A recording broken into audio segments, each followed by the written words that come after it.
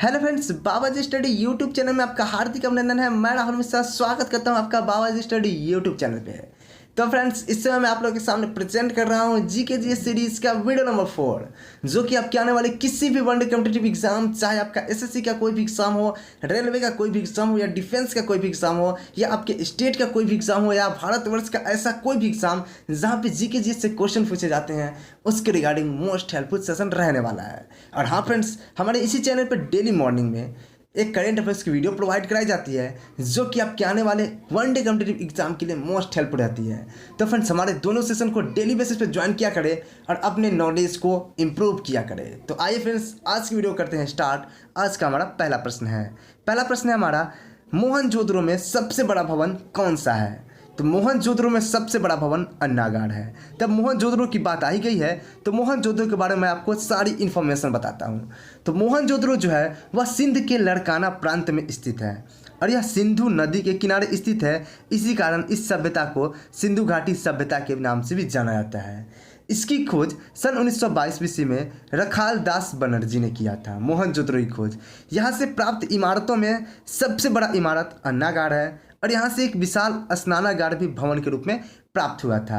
अगर बात करें यहाँ से प्राप्त वस्तुओं की, तो यहाँ से महाविद्यालय भवन प्राप्त हुई थी, पुजारी की मूर्ति प्राप्त हुई थी, पशुपति शिव की मूर्ति प्राप्त हुई थी, जिससे वहाँ के धार्मिक जीवन के बारे में पता चलता है। तो फ्रेंड्स, आप यहाँ से 2 पॉइंट को जरूर याद रखिएगा कि मोहनजोदड़ो से सबसे बड़ा भवन कौन सा था, तो अन्नागार था। और इसकी खोज किसने की थी? तो इसकी खोज रखाल दास बनर्जी ने की थी। तो फ्रेंड्स, अगर आपको हमारा सेशन पसंद आता है तो हमारे इस वीडियो को लाइक, चैनल को सब्सक्राइब और वीडियो को एक शेयर जरूर कर दीजिएगा। तो हमारा क्वेश्चन नंबर 2 है, निम्नलिखित विद्वानों में से हड़प्पा सभ्यता का सर्वप्रथम खोजकर्ता कौन था? तो हड़प्पा सभ्यता की जो खोज किए थे वो राय बहादुर दयाराम साहनी ने किया था। कौन किया था? राय बहादुर दयाराम साहनी ने हड़प्पा सभ्यता की खोज की थी और इन्हें ही हड़प्पा सभ्यता का खोजकर्ता जाना जाता है।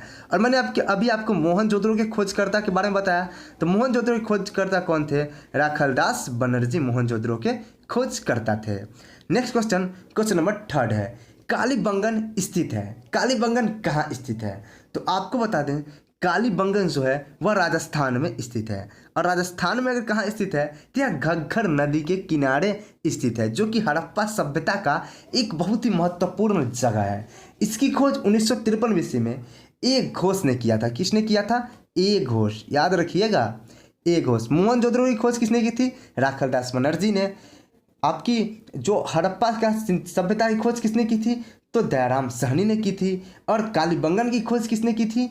ए घोष ने कालीबंगन की खोज की थी। तीनों पॉइंट को आप ध्यान रखिएगा, बहुत ही इंपॉर्टेंट पॉइंट है। और यहाँ से एक और इंपॉर्टेंट क्वेश्चन याद रखिएगा कि आपसे क्वेश्चन पूछेगा कि जुते हुए खेतों के साक्ष्य कहाँ से मिले थे? तो जुते हुए खेतों के जो साक्ष्य थे वह कालीबंगन से ही प्राप्त हुए थे। बहुत बार आपके एग्जाम में यह क्वेश्चन पूछ देता है, तो यह भी क्वेश्चन को आप ध्यान में रखिएगा। ठीक है फ्रेंड्स, अगला क्वेश्चन नंबर हमारा 4 है, हड़प्पावासी किस वस्तु के उत्पादन में अग्रणी थे? हड़प्पावासी किस वस्तु के उत्पादन में अग्रणी थे? इन 4 वस्तु की लिस्ट दी गई है, मतलब कि सबसे ज़्यादा उत्पादन किस वस्तु का किया करते थे? तो हड़प्पावासी जो लोग थे वह विकसित व्यापार का आधार कृषि व्यवस्था था, यानी कि उनके विकसित व्यापार का आधार कृषि व्यवस्था था। वे संभवतः कपास के उत्पादन में अग्रणी थे, यानी कि उन सबसे ज़्यादा उत्पादन किसका करते थे? कपास का उत्पादन करते थे। इसके अलावा आपको बता दें, वे जौ का भी उत्पादन करते थे, गेहूं का उत्पादन करते थे, चावल का उत्पादन करते थे, खजूर, तरबूज, मटर, राई, जिसे हम सरसों के नाम से जानते हैं, इन सारी वस्तुओं का भी उत्पादन करते थे। लेकिन सबसे ज़्यादा अग्रणी यानी सबसे ज़्यादा उत्पादन जो करते थे वो कपास का ही किया करते थे। ठीक है फ्रेंड्स, अगला क्वेश्चन नंबर हमारा 5 है, निम्नलिखित में से किस द्रव्य का उपयोग हड़प्पा काल की मुद्राओं के निर्माण में मुख्य रूप से किया गया था? तो हड़प्पा काल की मुद्राओं के निर्माण में मुख्य रूप से जो उपयोग किया गया था वह टेराकोटा का उपयोग किया गया था। आपका राइट आंसर क्या हो जाएगा? Right answer option number A हो जाएगा, टेराकोटा। आपको बता दें कि हड़प्पा निवासियों के जीवन में व्यापार का बहुत महत्व था। संभवतः ये जो स्थल है ये अफगानिस्तान में स्थित है, लेकिन मार्ग तथा जल मार्ग से, दोनों मार्गों से ये व्यापार किया करते थे, यानी कि स्थल मार्ग एवं जल मार्ग से व्यापार किया करते थे। और ये जो मोहरे बनाते थे वह टेराकोटा की बनी होती थी, यानी कि जो पैसे बनाते थे, द्रव्य का उपयोग करते थे, वो उसका निर्माण टेराकोटा किया गया था। मैंने आपको जब पहली लेक्चर कराया था उसमें भी मैंने इस क्वेश्चन को बताया था। वहाँ पर क्वेश्चन था कि हड़प्पा सभ्यता की मोहरें किस चीज़ की बनी होती थी, इस तरह से नहीं, कितनी मोहरें मिली थी, इस तरह से क्वेश्चन था। तो मैंने आपको मोहरे के बारे में जानकारी दी थी और बताया भी था कि टेराकोटा से आपका मोहर बना रहता है। तो इस पॉइंट को याद रखने के लिए मैंने बोला था और फिर से अभी यहाँ पे क्वेश्चन के रूप में आ गया। तो मैं रिलेट करके पढ़ाने पर विश्वास रखता हूँ कि एक चीज़ों को मैं पढ़ा दूँ तो बाद में फिर कहीं रिलेट कर दूँ, जिससे आपका जो भूल गए हो वो याद आ जाए। तो इसको आप ध्यान में रखिएगा कि हड़प्पा सभ्यता की मुद्रा जो बनी थी, जो मोहरे नाम थी, वो उनको मोहरे कहा जाता था उस काल में। वो सब बनी हुई थी किससे? वो टेराकोटा की मोहरे बनी हुई थी। ठीक है फ्रेंड्स, अगले क्वेश्चन की ओर बढ़ते हैं। हमारा नेक्स्ट क्वेश्चन है, नेक्स्ट क्वेश्चन हमारा क्वेश्चन नंबर 6 है। निम्नलिखित में से कौन सा अनुच्छेद 26 नवंबर 1949 को लागू किया गया था? मोस्ट इंपॉर्टेंट क्वेश्चन है। अभी मैं आपको बहुत सारे अनुच्छेद लिखाऊंगा, ठीक है, आप ध्यान में रखिएगा।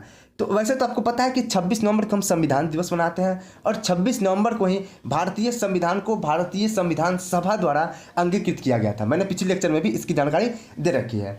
तो भारतीय संविधान को अंगीकृत किया गया था। तो अब आप बताइए कि भारतीय संविधान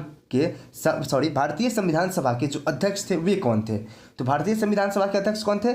तो BR अम्बेडकर, डॉक्टर भीमराव अम्बेडकर भारतीय संविधान सभा के समिति के अध्यक्ष थे।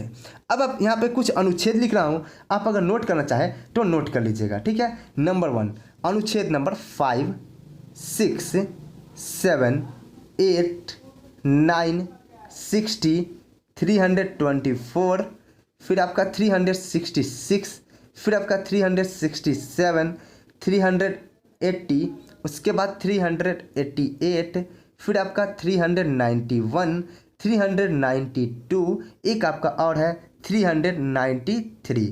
ये जितने भी जो अनुच्छेद लिखे हैं हम, वो सारे अनुच्छेद जो है वह अनुच्छेद आपके जो है 26 नवंबर 1949 को ही लागू कर दिए गए थे। यूँ तो संविधान आपका 26 जनवरी 1950 से लागू हुआ था, लेकिन यहाँ पर मैंने जितने भी अनुच्छेद के नाम लिखे हैं वे सारे अनुच्छेद जो हैं वे 26 नवंबर 1949 को ही लागू कर दिए थे। आप चाहे तो इसका स्क्रीनशॉट ले। अनुच्छेद 5, 6, 7, 8, 9, 60, 324, 366, 367, 380, 388, 391, 392 और 393, ये सारे अनुच्छेद 26 नवंबर 1949 को लागू किया गया था। अब आपके ऑप्शन में जो दिख रहा है उनमें से देख लीजिए आपका इनमें से कौन सा अनुच्छेद राइट आंसर में होगा।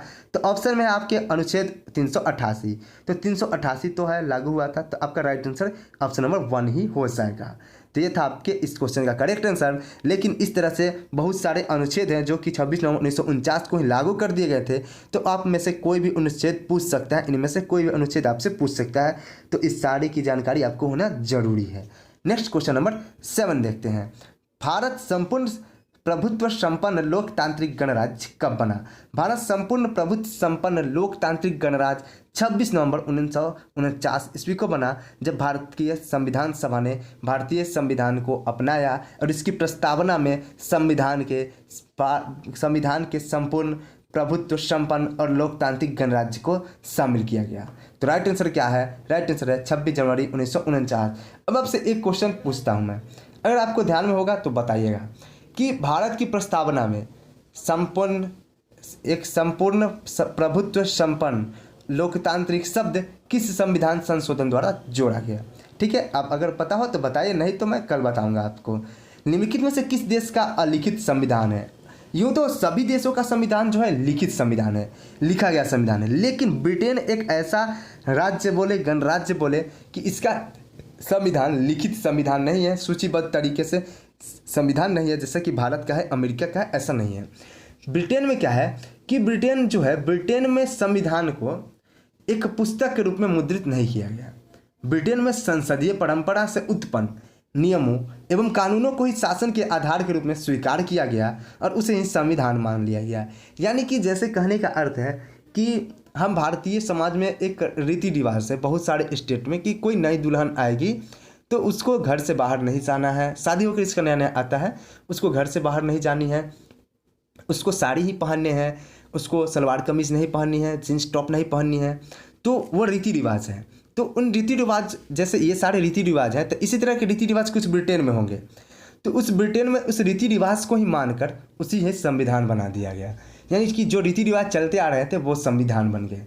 लेकिन भारत में क्या है, संविधान अलग है, रीति रिवाज अलग है। ब्रिटेन में ऐसा नहीं था, रीति रिवाज को ही संविधान बना दिया गया। नेक्स्ट क्वेश्चन, क्वेश्चन नंबर 9 है, एकात्मक सरकार में समस्त शक्तियाँ किसके हाथ में होती है? तो एकात्मक सरकार में समस्त शक्तियाँ केंद्रीय सरकार के हाथ में होती है। इन सब से तो आप परिचित होंगे ही। नेक्स्ट क्वेश्चन, क्वेश्चन नंबर 10 है, द्विसदनीय व्यवस्था निम्न में से किस सरकार की व्यवस्था है? तो द्विसदनीय व्यवस्था के बारे में मैं पहले आपको बता देता हूँ। तो आपको बताएं कि द्विसदनीय व्यवस्था के अंतर्गत विधानमंडल के 2 सदन होते हैं। कितने सदन होते हैं? 2 सदन होते हैं। जैसे कि एक आपका राज्यसभा हो गया और एक आपका राज्यसभा जिसे हम उच्च सदन से भी कहते हैं, या आपका एक हो गया लोकसभा हो गया जिसे हम निम्न सदन के नाम से भी जानते हैं। राज्यसभा के सदस्यों का निर्वाचन राज्य की विधानसभाओं द्वारा अप्रत्यक्ष रूप से किया जाता है, जबकि लोकसभा के सदस्यों का निर्वाचन जनता द्वारा प्रत्यक्ष रूप से किया जाता है। आपको बता दें कि संघात्मक व्यवस्था में उच्च सदन में प्रायः राज्यों अथवा संघ की इकाइयों की प्रतिनिधित्व दिया जाता है। तो अब आइए क्वेश्चन पे। तो द्विसदनीय व्यवस्था निम्न में से किस सरकार की व्यवस्था होती है? तो संघीय सरकार की व्यवस्था होती है द्विसदनीय व्यवस्था। 2 सदन कौन कौन होते हैं? एक होते हैं आपके राज्यसभा और एक होते हैं आपके लोकसभा। राज्यसभा को उच्च सदन, लोकसभा को निम्न सदन, ध्यान में रखिएगा। क्वेश्चन नंबर हमारा 11 है। अब हम आगे बढ़ते हैं, क्वेश्चन नंबर 11 को देखते हैं। क्वेश्चन नंबर हमारा 11 है, निम्नलिखित में से कौन सा बृहस्पति का उपग्रह नहीं है? तो अब आपके यहाँ 4 ऑप्शन हो रहे हैं। सबसे पहले आपके बात एक दिमाग में आनी चाहिए कि जो बृहस्पति है इसके बारे में मैंने आपको पहले क्या बता रखा है। तो बृहस्पति जो है यह सौर मंडल का सबसे बड़ा ग्रह है। अगर बात करें उपग्रह की तो इसके पास कुल 67 उपग्रह हैं। जी हाँ मेरे भाई मेरे बहन, इसके पास कुल 67 उपग्रह है। अब सोचो पृथ्वी के पास केवल एक और एक उपग्रह है जो कि है चंद्रमा। अब सोचो बृहस्पति के पास 67 उपग्रह है। अगर पृथ्वी अपने एक उपग्रह से दिन रात को पूरे उजाले से युक्त किए रहती है, अगर बृहस्पति की बात करें तो इसके पास तो 67 उपग्रह है। तो बृहस्पति पे कभी अंधेरा का सवाल ही नहीं होता होगा। वहाँ पे रात में ही दिन टाइप की रोशनी होती होगी, क्योंकि इसके 67 के 67 उपग्रह चमकते होंगे। ठीक है फ्रेंड्स, पृथ्वी का एक उपग्रह चंद्रमा है, वो रात में जब चमकता है, जब इंजोरिया रात होती है, पूरा प्रकाशयुक्त जब रात होती है, तो कितने सब कुछ विजिबल रहते हैं। एक उपग्रह है तब। बृहस्पति के तो कुल 67 उपग्रह हैं। सोचो बृहस्पति पे तो अंधेरा नाम की कोई चीज़ ही नहीं होती होगी, हमेशा लाइट ही लाइट रहते होंगे। अब आ जाइए अपने क्वेश्चन पे। तो क्वेश्चन है हमारा, निम्नलिखित में कौन सा बृहस्पति का उपग्रह नहीं है? तो बृहस्पति का जो उपग्रह नहीं है वह डिमोस उपग्रह बृहस्पति का नहीं है। आपका राइट आंसर क्या हो जाएगा? आपका राइट आंसर हो जाएगा ऑप्शन नंबर डी, डिमोस। ठीक है, आगे बढ़ते हैं। अगला क्वेश्चन, क्वेश्चन नंबर 12 देखते हैं। खगोल भौतिकी में बाह्य अंतरिक्ष में स्थित होल जहाँ से ऊर्जा और तारे निकलते हैं, इसे क्या नाम दिया जाता है? तो अंतरिक्ष में स्थित ऊर्जा व तारे जो आकाशगंगा के बाह्य स्थित होता है उसे व्हाइट होल के नाम से जाना जाता है, जो कि यह एक छिद्र की तरह दिखाई देता है। Right answer option number D, white hole. Black hole के बारे में आपको एक छोटी सी जानकारी दूँ कि ब्लैक होल पर जो 1 चम्मच मिट्टी होता है ना, वह 100 हाथियों के वजन के बराबर होता है। जी हाँ फ्रेंड्स, ब्लैक होल के 1 चम्मच मिट्टी का वजन 100 हाथियों के वजन के बराबर होता है, क्योंकि वहाँ पे घनत्व काफ़ी ज़्यादा होता है, इस कारण उसकी मिट्टी में इतना वजन पाया जाता है। अब आप कहिए कि आप नाप के देखे हैं? बिल्कुल नहीं, हम नाप के नहीं देखे, जो साइंटिस्ट कह दिए मान लिए। अगला क्वेश्चन, क्वेश्चन नंबर 13 है। सूर्य के सबसे समीप कौन सा ग्रह है? लो, सबसे समीप सूर्य का ग्रह कौन है? तो बुध है, Mercury, Venus, Earth, Mars, Jupiter, Saturn, Uranus, Neptune. Hindi में बात करें तो सूर्य के नज़दीक से बढ़ते ग्रहों का तो बुध, शुक्र, पृथ्वी, मंगल, बृहस्पति, शनि, अरुण और वरुण, ये आपके सूर्य से दूर जाते हुए ग्रहों का क्रम था। और मैंने आपको याद करवा चुका हूँ कि सौरमंडल के बड़े से छोटे ग्रहों का क्रम, जिसमें है आपका बृहस्पति, शनि, अरुण, वरुण, पृथ्वी, शुक्र, मंगल एवं बुध। जबकि बुध जो है यह सौरमंडल का सबसे छोटा ग्रह है, लेकिन बुध सूरज के सबसे निकट का ग्रह है। ठीक है, इसके बाद है शुक्र, इसके बाद है अर्थ, पृथ्वी 3 नंबर पे। अगला क्वेश्चन, क्वेश्चन नंबर 14 है। निम्नलिखित में से पृथ्वी से कौन से खगोलीय पिंड की दूरी सबसे अधिक है? पृथ्वी से सबसे अधिक कौन से खगोलीय पिंड की दूरी है? तो आपके नेपच्यू की सबसे अधिकतम दूरी है पृथ्वी से। नेपच्यू की बात करें हिंदी में तो वरुण हो जाएगा। क्या हो जाएगा आपका? वरुण हो जाएगा। आपसे क्वेश्चन इस तरह भी पूछ देता है। प्लूटो पूछ दिया हिंदी में, शनि पूछ दिया हिंदी में, और ये यूरेनस और नेपच्यू आपसे इंग्लिश में पूछ दिया। और आपको बताएं कि यह जो क्वेश्चन है वो आपका एसएससी टैक्स असिस्टेंट एग्जाम 2009 में पूछा गया क्वेश्चन था। क्वेश्चन नंबर 15 है, बृहस्पति का द्रव्यमान लगभग कितना होता है? तो बृहस्पति का जो द्रव्यमान होता है वह सूर्य के द्रव्यमान का 1000वां भाग होता है, जबकि बृहस्पति सौरमंडल का सबसे बड़ा ग्रह है। अब सोच लो, बृहस्पति का द्रव्यमान सन के द्रव्यमान का 1/1000 है। सन के द्रव्यमान का 1/1000 है, तो सन के मुकाबले में बृहस्पति कितना छोटा है, जबकि यह सौरमंडल का 8 ग्रह में से सबसे बड़ा ग्रह है, लेकिन सन से तो यह बहुत ही छोटा है। ठीक है, अगला क्वेश्चन नंबर 16 देखते हैं। क्वेश्चन नंबर हमारा 16 है, बायोफाइटस उभयचर कहलाते हैं क्योंकि वे बायोफाइटस उभयचर इसलिए कहलाते हैं कि वे जल एवं थल दोनों जगह पे पाए जाते हैं। और बायोफाइटस क्या होते हैं? तो बायोफाइटस छोटे हरित पौधे होते हैं। यह जल एवं स्थल दोनों जगह पे पाए जाते हैं, इन्हीं कारण इन्हें बायोफाइटस उभयचर के नाम से जाना जाता है। और उभयचर अर्थात जल एवं स्थल दोनों पे रहने वाला। नेक्स्ट क्वेश्चन नंबर 17 है, वार्गिकी विज्ञान की शाखा किससे संबंधित है? तो वार्गिकी विज्ञान की वह शाखा है जिसमें पौधे की पहचान, विभाजन तथा उनके उत्पत्ति के बारे में अध्ययन किया जाता है। यानी कि मूल रूप से बात करें तो वार्गिकी वर्गीकरण से संबंधित है। नेक्स्ट क्वेश्चन नंबर हमारा 18 है, कोई पिंड ऊष्मा का सबसे अधिक अवशोषण करता है जब वह हो? तो कोई भी पिंड जब काले और खुरदुरे पृष्ठ पर अंकित रहता है तो वह आपके ऊष्मा का सबसे ज़्यादा अवशोषण करता है। आपको बता दें कि काले और खुरदरे पृष्ठ के पिंड सर्वश्रेष्ठ ऊष्मा के अवशोषक होते हैं तथा सफ़ेद और मसृण पृष्ठ पिंड सर्वश्रेष्ठ परावर्तक होते हैं। इसी कारण गर्मी के दिनों में काला रंग पहनने से गर्मी लगती है, क्योंकि काले रंग हीट को अब्जॉर्ब कर लेता है, लेकिन वाइट रंग रिफ्लेक्ट कर देता है हीट को। इस कारण गर्मी के दिनों में अधिकतर लोग वाइट कपड़े ही पहनते हैं। किसी को देखो काला पैजामा कुर्ता पहने हुए, कोई नहीं पहनता है। हाँ, आप में से कुछ मुसलमान कैटेगरी के जो लोग होंगे वे काला पैजामा कुर्ता पहनते हैं, क्योंकि उनके धर्म की ही ऐसी कुछ मान्यताएं हैं। लेकिन अधिकतर हिंदू लोग उजले पहनते हैं, ठीक है, इसलिए कि उन्हें गर्मी ना लगे। अगला क्वेश्चन नंबर 19 है, रासायनिक अभिक्रिया की ऊष्मा किस पर निर्भर नहीं करती है? तो रासायनिक अभिक्रिया की जो ऊष्मा है वह निर्भर नहीं करती है अभिक्रिया के ताप पे। तो आपका राइट आंसर ऑप्शन नंबर 1 हो जाएगा। आपको बताएं कि अभिक्रिया की जो ऊष्मा होती है वह अभिक्रिया के ताप, अभिकारक, उत्पाद की भौतिक स्थिति तथा स्थिर ताप और आयतन पर निर्भर करती है। ठीक है, तो आपका राइट आंसर क्या हो जाएगा? ऑप्शन नंबर ए कि रासायनिक अभिक्रिया की ऊष्मा किस पर निर्भर नहीं करती है? तो रासायनिक अभिक्रिया की ऊष्मा अभिक्रिया के ताप पर निर्भर नहीं करती है। तो आपका right answer option number A हो जाएगा। अगला क्वेश्चन नंबर 20 है। क्वेश्चन नंबर हमारा 20 है, निम्नलिखित में कौन न्यूक्लियॉन नहीं है? तो न्यूक्लियॉन नहीं है आपको बताना है।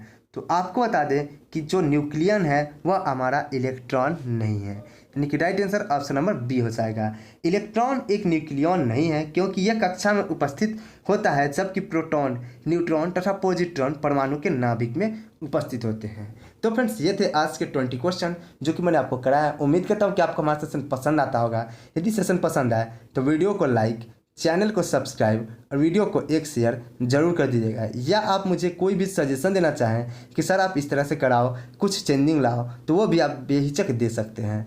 तो उम्मीद करता हूँ कि आप मेरी सारी बातों को समझ गए होंगे। तो मिलता हूँ अपने नेक्स्ट वीडियो में, तब तक के लिए जय हिंद, जय भारत, वंदे मातरम।